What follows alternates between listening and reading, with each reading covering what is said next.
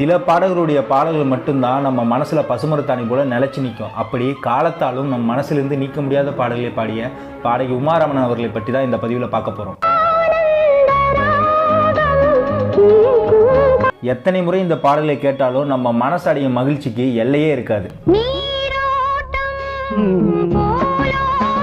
நம்மை அறியாமலேயே இந்த பாடலை கேட்டால் நம் கால்கள் தானாக ஆடிவிடும்.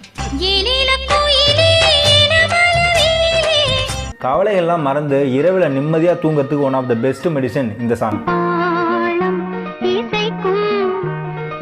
பல மியூசிக் சேனல்ல இந்த பாடல் ஒரு நாளில் ஒரு தடவையாவது ப்ளே பண்ணிடுவாங்க.